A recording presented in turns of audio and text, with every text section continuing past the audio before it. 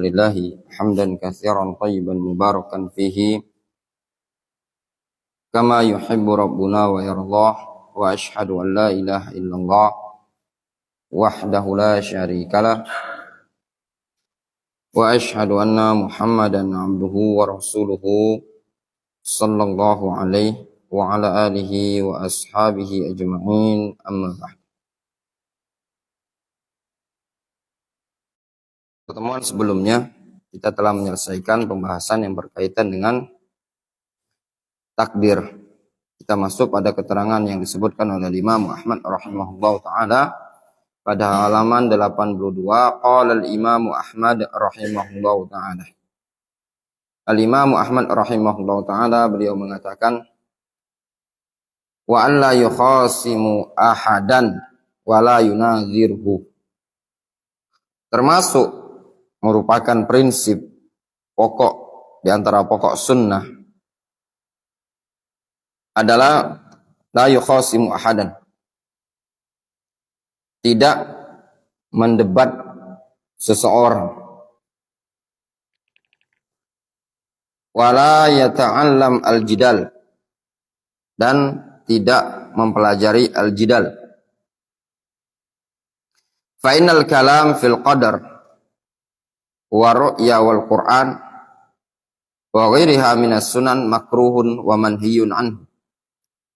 Sesungguhnya membahas panjang lebar berkaitan dengan takdir, ru'ya, Al-Qur'an serta yang lainnya dari sunnah-sunnah yang ada itu hukumnya perkara yang dibenci dan dilarang.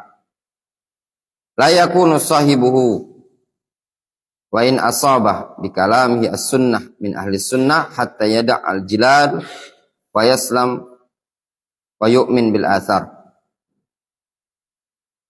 Seseorang tidak dikatakan ahlu sunnah meskipun ucapannya tadi mencocoki sunnah sampai dia meninggalkan jidal serta pasrah dan beriman dengan athar. Ini yang disebutkan oleh Imam Ahmad rahimahullah ta'ala. Maksud dari keterangan Imam Ahmad sebagaimana yang disebutkan oleh penulis pensyarah di bawah ini, kata beliau, sabaqa bayanu ma'na al-khusuma wal jidal wal munadharah wa dhawabit al-munadharah wa afad al-Imam Ahmad huna anna rajul idza yata'ammad anna rajul alladhi ya'tamin ala usuli ahli al-kalam fa huwa mukhti' wa in asaba al-haqqa min jihatin annahu lam ya'tamid ala manhaji ahli sunnah fil istidlal. Kata beliau, keterangan al-Imam Ahmad rahimahullah ta'ala ini memberikan faedah bahwasanya seseorang itu yang dia bersandar dengan prinsip-prinsip ahlul kalam fa huwa mukhti', dia adalah orang yang keliru meskipun dia mencocoki kebenaran dari satu sisi, annahu lam ya'tamid ala manhaji ahli sunnah fil istidlal. Namun dikatakan dia tidak bersandar dengan manhaj ahli sunnah dalam berdalil. Maksudnya gini, seseorang ya, dia secara akidahnya ahli sunnati wal jamaah. Ya, secara akidah ahli sunnati wal jamaah. Namun dari sisi yang lain dia bersandar dengan prinsip-prinsip ahlul kalam. Suka mempermasalahkan berkaitan dengan takdir, ru'ya, Al-Quran dan yang lainnya. Yang seperti ini belum dikatakan ahlus sunnati wal jamaah. Kalau satu sisi masih ada prinsip-prinsip ahlul kalam, sisi yang lain dia berprinsip dengan prinsip ahlus sunnati wal jamaah. Juga memberikan faedah yang disebutkan oleh Imam Ahmad rahimahullah ta'ala ini tadi, yang namanya ahlus sunnati wal jamaah tidak mempermasalahkan, tidak memperpanjang lebarkan permasalahan takdir, ru'ya, Al-Quran dan yang lainnya. Kewajiban kita semua adalah beriman, mengimani, membenarkan, meyakini dan mengamalkan. Tidak perlu untuk membahas kenapa, bagaimana, begini. Bagaimana Allah Subhanahu wa taala berbicara, gimana caranya berbicara dengan Jibril. Ya, itu tidak perlu. Wa qala rahimahullahu ta'ala. Beliau rahimahullahu ta'ala juga mengatakan wal Qur'an kalamullahi laisa bimakhluqin wa laisa bimakhluqin. Al-Quran adalah kalamullah. Walaysa bimakhluk. Dan Al-Quran bukanlah makhluk. Wala yad'ufu ay yaqul laisa bimakhluk. Fa inna kalamullah laisa biba'inin minhu. Walaysa minhu syai'un makhluk. Kata Imam Ahmad rahimahullah ta'ala. Wala yad'uf. Tidak dianggap lemah. Orang yang mengatakan laisa bimakhluk. Jadi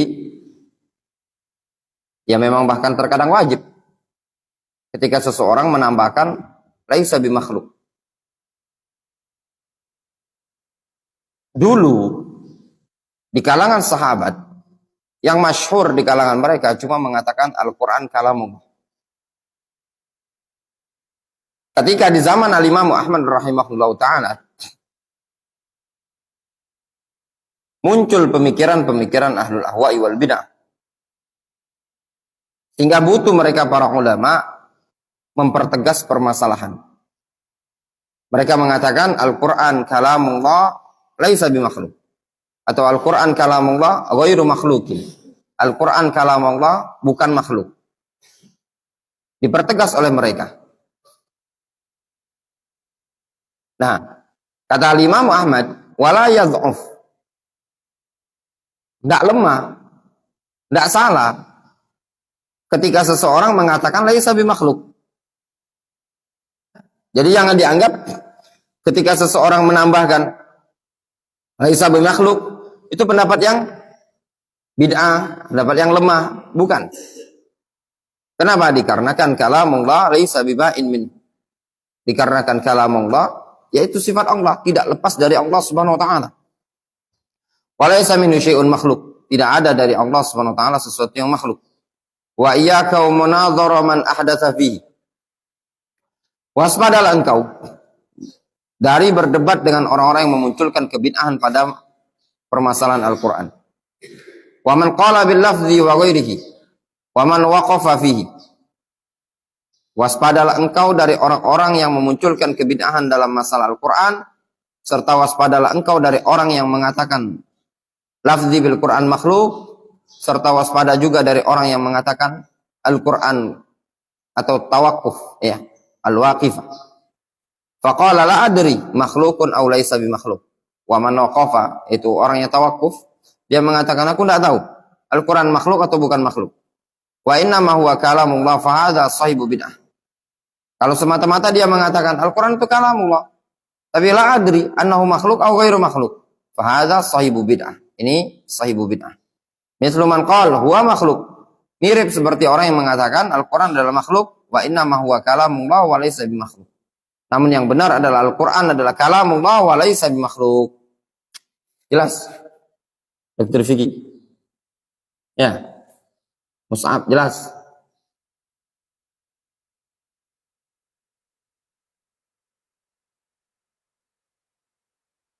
Dalla hadzal kalam ala fawaid manhajiyah 'azimah minha. Kalam yang disebutkan di sini menunjukkan faedah-faedah yang sangat besar. Di antaranya, inkarul bid'ah wa adamut taqlil min sya'niha. Mengingkari kebid'ahan serta tidak menganggap sepele kedudukan bid'ah tersebut. Kenapa? Ketika antum anggap sepele, justru tindakan antum menyepelekan kebid'ahan tadi itu akan menyebabkan kita terjatuh pada kebid'ahan. Bid'ah itu perkara yang besar, bisa menggerogoti pengamalan kaum muslimin, bisa menggerogoti akidahnya kaum muslimin.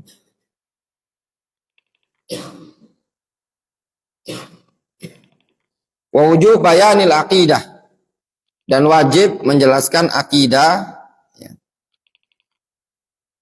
as-sahihah, akidah yang benar, wajib dijelaskan. Seperti Imam Ahmad mengatakan Al-Quran kalamullah wa laysa bimakhluk. Faedah yang berikutnya, tarku munadharati ahlil bid'ah wal kalam wal falsafah. Meninggalkan berdiskusi, berdebat dengan ahlul bid'ah, ahlul kalam, ahlul falsafat.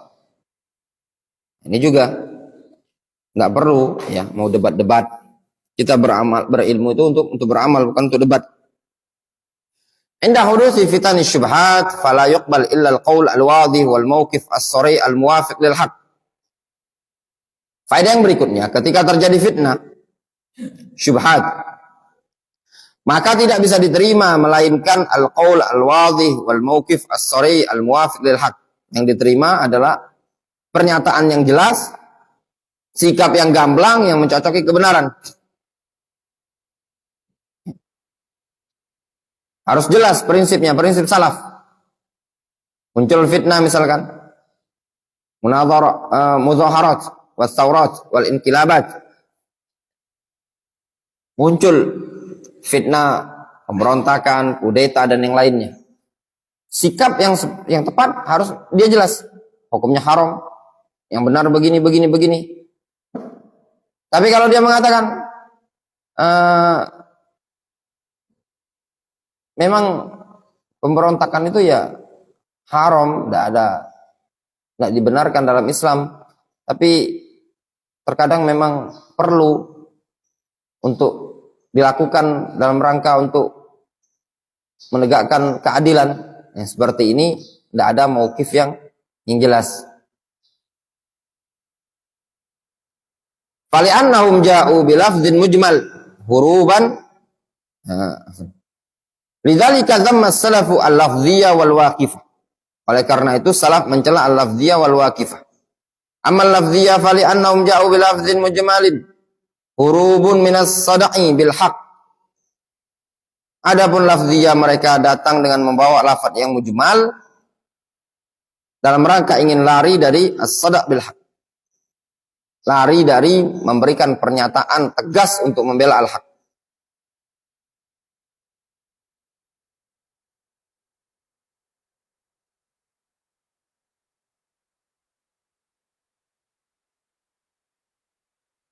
Ada faedah di sini disebutkan oleh Syekh Ubaid Al-Jabiri.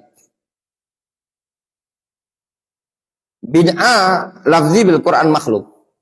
Lafzi bil Quran makhluk. Lantar, tes dulu. Lafzi bil Quran makhluk. Orang mengatakan lafzi bil Quran makhluk adalah bid'ah.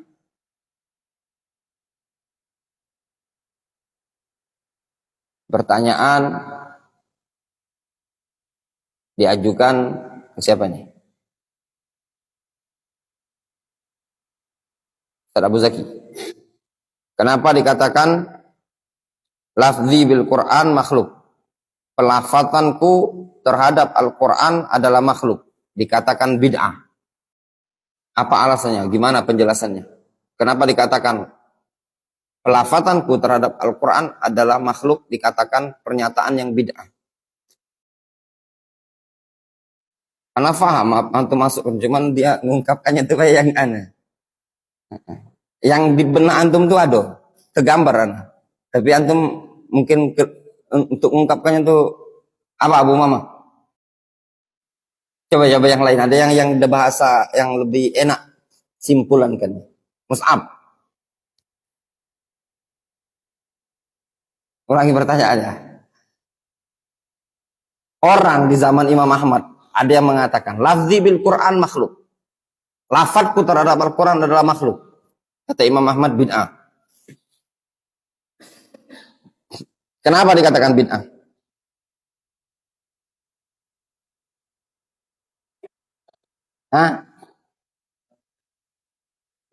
Iya. Rinciannya apa? Memang ucapannya baru, muhadats. Rinciannya apa? Ya lebih kurang gitulah ya. Benar semua apa yang antum, cuma antum mengibarahkan. Ini antum perhatikan baik-baik. Pada lafzi bil Quran, pelafatanku terhadap Al-Quran adalah makhluk. Kata Imam Ahmad, orang yang mengatakan lafzi bil Quran, lafadzku terhadap Al-Quran adalah makhluk, kata Imam Ahmad, ini bid'ah. Kenapa bid'ah? Dikarenakan lafadz ini mengandung makna muhtamal, mengandung makna yang ada kemungkinan A, ada kemungkinan B, mengandung dua makna. Kenapa? Karena di situ menggunakan lafzi.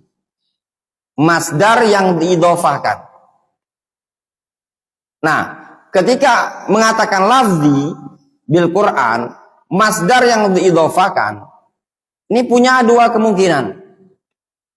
Kemungkinan yang diinginkan adalah al-malfuz. Al-malfuz, yang dilafadzkan. Jelas. Yang dilafadzkan. Sehingga ketika dia mengatakan lafzi bil Quran, maknanya apa? Malfuzi bil Quran makhluk. Kalau yang diinginkan malfuzi bil Quran, yang telah kulafadzkan dengan Al-Quran tersebut adalah makhluk, maknanya apa? Dia mengatakan Al-Quran adalah makhluk. Kemungkinan kedua, dari lafzi bil Quran, dari suatu masdar ini tadi, mengandung makna yang diinginkan adalah at-talaffuz, pelafasannya. Berupa apa? Suara.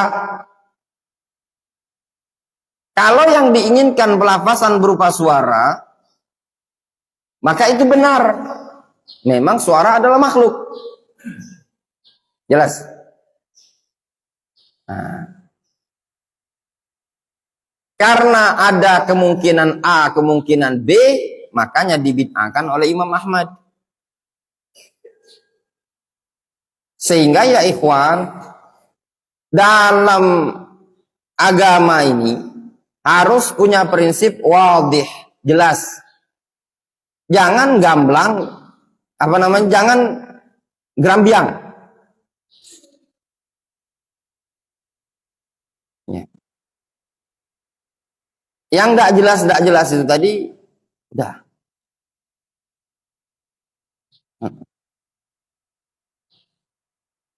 Tidak diperbolehkan. Makanya dalam akidah itu harus jelas.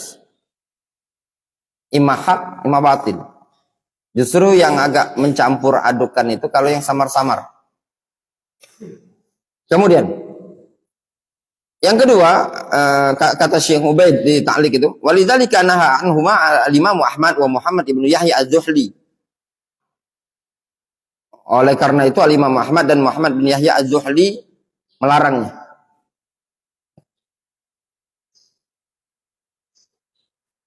Tsaniyan, itu bukan al-Huzali tapi az-Zuhli. Tsaniyan di annaha mujmalah tahtamil haqqan wa shawaban. Yang kedua dikarenakan lafaz tersebut punya ihtimal hak dan mengandung shawab, haqqan wa shawaban, mengandung makna yang hak juga. Salisan huwa anal Mu'tazilah lamma dha'ufa sultanuhu minal jahr bil qaul bi khalqil Qur'an in sallu min khilali hadhil ibara wa hum yuriduna al qaul bi khalqil Qur'an wa hadhihi salasatu asbab. Ya. Kemudian yang berikutnya, Mu'tazilah tatkala kekuasaan mereka lemah dari menampakkan terang-terangan pernyataan Al-Qur'an adalah makhluk, maka mereka berupaya ngumpet-ngumpet ya. Dari ungkapan yang seperti ini yang mereka inginkan adalah al-qaul bi khalqil Qur'an. Kemudian kata penulis buku ini, wa ammal waqifa fa waqafu haitsu wajabat tasribil haqq. Adapun waqifah mereka tawakuf dari perkara yang wajib untuk memberikan pernyataan tegas terhadap al-haq.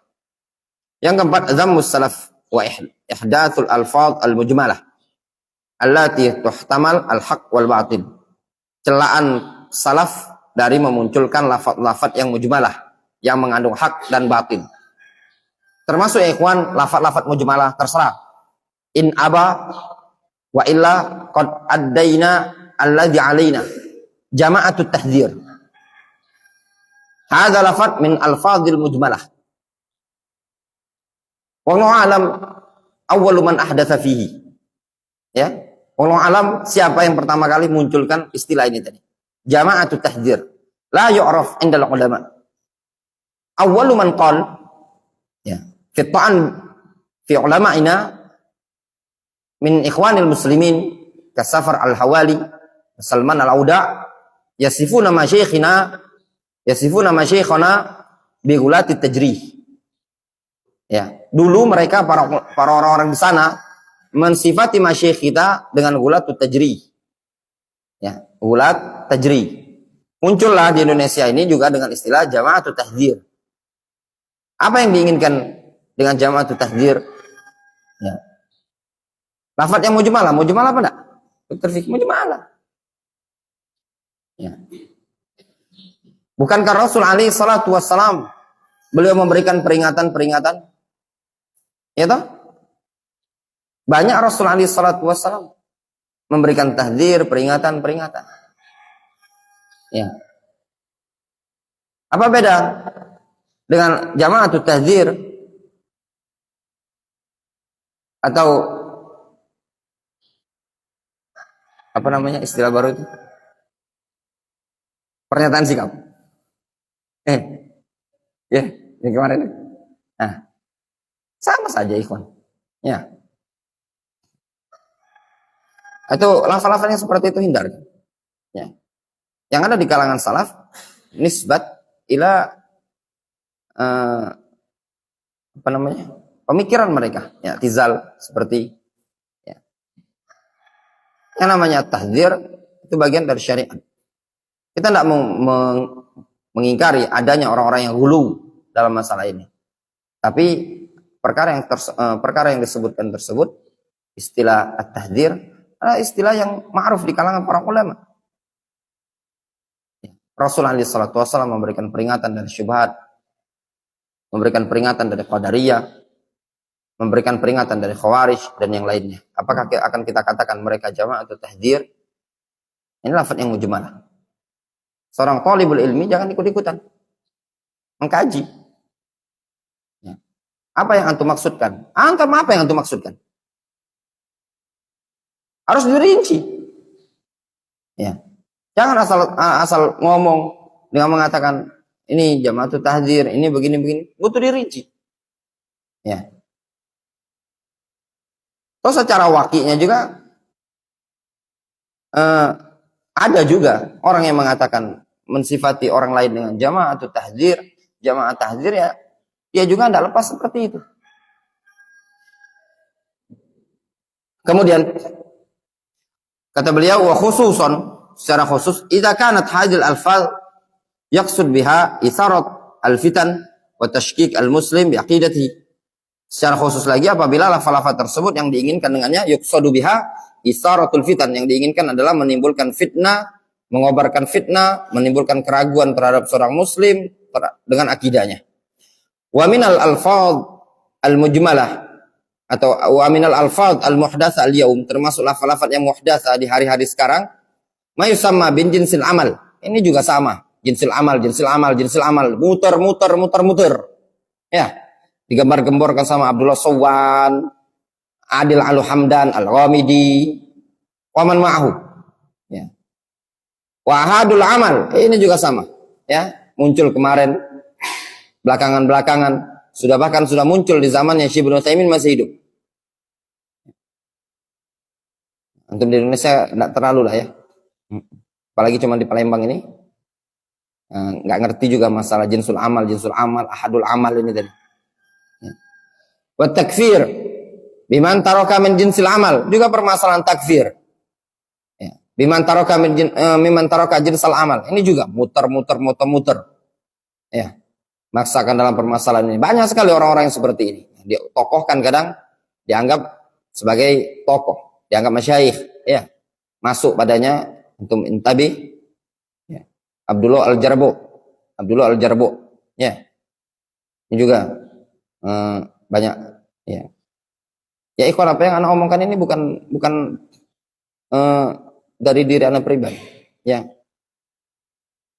Banyak tulisan-tulisan dalam masalah ini berkaitan dengan Abdullah Jarbo. Anda lihat di Telegram banyak sekali yang nulis akhobut segala macam dan yang lainnya. Wa ja'ala hadhil mustalahat min dhawabit masailil iman. Mereka menggolongkan istilah-istilah ini termasuk permasalahan dhawabit masail iman. Fa hadza mimma ankarul ulama misal Syekh Al-Utsaimin. Ini termasuk yang diingkari oleh para ulama, bahkan Syekh Ibnu Utsaimin mengingkari permasalahan tersebut. Kama fi risalatil al-silah aswaidiyah ma'a Syekh Al-Utsaimin. Wa kadzalika Ankara hadil alfaz Asy-Syaikh Rabi' Ibn Hadi Al-Madkhali kama fi Syarh Ushul Sunnah lil Imam Ahmad. Ini juga Syekh Rabi' ya. Tegas beliau mengingkari permasalahan-permasalahan tersebut. Ya. Disebutkan, lihat faedah di bawah itu ya ikhwan, ya. Dari kalam Al-Imam Ibnu Qayyim rahimahullah taala. Qala Al-Imam Ibnu Qayyim rahimahullah taala, zajiran an itlaqil alfaz al-mujmalah, fa'alaika bit-tafsili wat-tabyin. Fal itlaq wal ijmalu duna bayanin qad afsada hadzal wujud. Khabatal adhan wal ara kulla zamanin. Hendaknya engkau bitafsil wat tabyin, merinci, menjelaskan. Sesungguhnya itlaqul wal ijmal, pemutlakan dan pengglobalan dengan tanpa penjelasan itu merusak kenyataan. Dan juga apa? Kedua perkara tersebut khabatul azhan, membuat pemikiran semakin serampangan kulla zaman, pada setiap masa. Ini juga kadang ya ikhwan, ya, lafal-lafal mujmal, lafal-lafal global. Banyak ikhwan-ikhwan kadang dengan lafal-lafal global, jelaskan saja. Nah ini masalah, termasuk lafal-lafal global sekarang udah meredup. Kalau didiamkan meredup sendiri dia. Terus yang mana yang kompor-komporin biarin. Ya, yang suka ngompor-ngomporin itu nanti akan punah dengan sendirinya. Ada salah seorang yang pengampu, ya kalau mudah pengampu lah, atau ya perintis dakwah lah, perintis sekolah lah. Nih Ustaz begini kalau Darul Hadis tuh banyak yang nyinyirnya segala macam. Sama lah cak kami nih dinyinyir juga. Kalau kita dinyinyirin orang, kita sibuk dengan ilmu, ya. Nah, ambil pusing, ya. Lihat usul sunnah, bentar lagi selesai, masuk lagi, selesai usul sunnah Imam Ahmad, ganti syarh sunnah fawaid mustanbato min kitab sunnah Ibnu Abi Hasim.